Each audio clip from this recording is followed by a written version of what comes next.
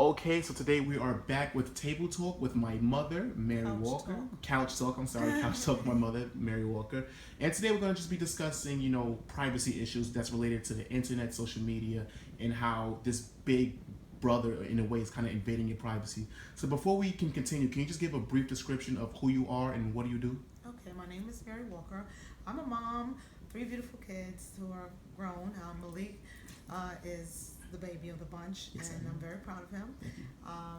I'm married 25 years. I'm a dog owner, and I am currently a special education teacher.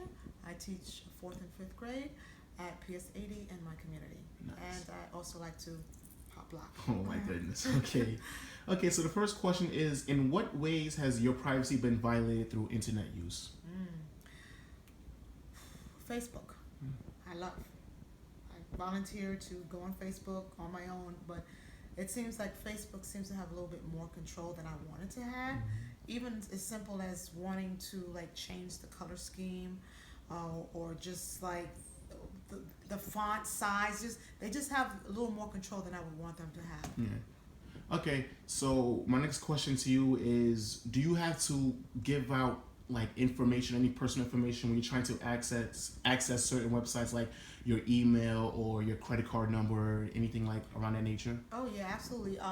Let's take for example, we all know if you want to open a Google account or even a Yahoo account, whatever, they in order to protect you, or say you forget your password, they ask you to give your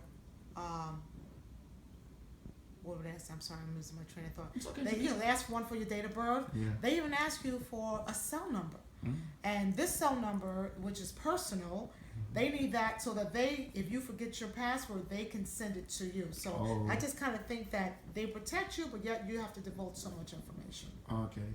Can you, if you can, what website do you believe that will try to take the most personal information from you?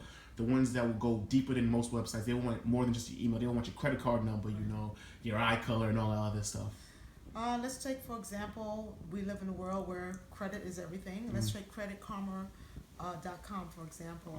Okay. You have to give your social security number, you have to give your cell number, you have to give your date of birth, you have to divulge personal information like what is your mother's maiden name, and so forth. And all of these so-called, hint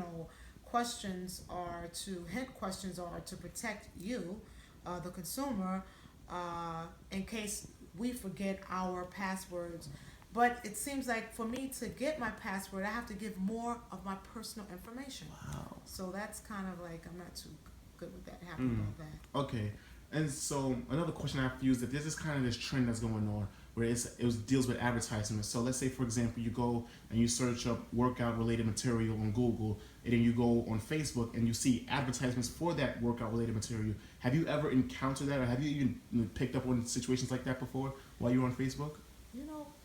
Thinking back now, I don't even think I'm cognizant of that, because I'm so focused on what I need to write, what I need, whatever message I need to send, that I'm oblivious to, because I know the advertisements are there, popping up all over the place, but I'm not really focused, so I really can't give you an honest answer. I don't know. All right, so I mean, so I guess you can't really answer the next one about it being in your spam email. Do you even check your spam email?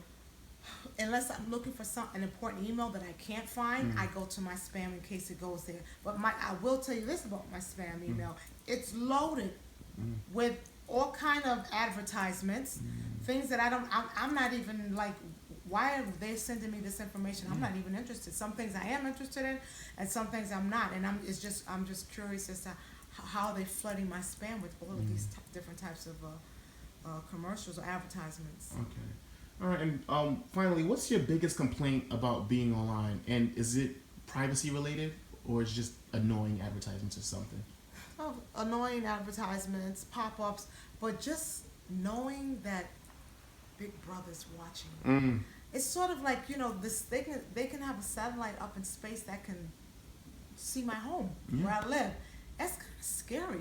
I mean, it's just like the George Orwell's book 1984 that talked about Big Brother, and here we are living in it. Well, I'm a middle-aged woman, so I guess I'm telling my age, but it's sort of like every time I'm online, I'm cognizant of who's really watching me. Who's really, who really has my information? So it's a little uncomfortable. It's like a constant fear that It is. It is a fear that I think we have become accustomed to. We've become accustomed to that fear that it's sort of like, that's just how you feel when you're online. You know? All right.